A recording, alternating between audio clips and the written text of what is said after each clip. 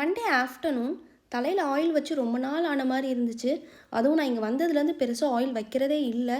அதனால் எனக்கு எப்படியாவது வச்சே ஆகணும் அப்படின்னு முடிவு பண்ணி வச்சலாம் முடிச்சுட்டு அப்படியே லஞ்சுக்கு கேரளா ஸ்டைல் சம்மந்தி தான் பண்ண போகிறேன்.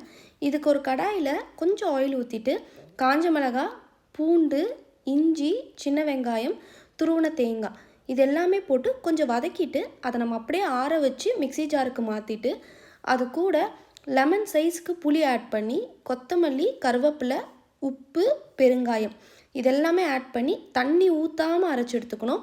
இது தண்ணி ஊற்றாமல் அரைச்சி எடுத்தோன்னா தான் அந்த கன்சிஸ்டன்சி நம்மளுக்கு கெட்டியாக நல்லா வரும். ஸோ அதனால் அதை மட்டும் பார்த்துக்கோங்க. ஸோ அரைச்சி எடுத்து கொண்டு வந்துட்டோன்னா அவ்வளோதாங்க.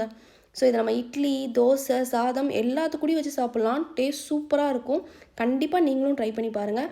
நான் இன்றைக்கி சாதத்தோடு தான் வச்சு சாப்பிட்ருந்தோம். சூப்பராகவே இருந்துச்சு. நீங்கள் யாரும் இதை ட்ரை பண்ணியிருக்கீங்கன்னு எனக்கு கமெண்ட்டில் சொல்லுங்கள். பாய்.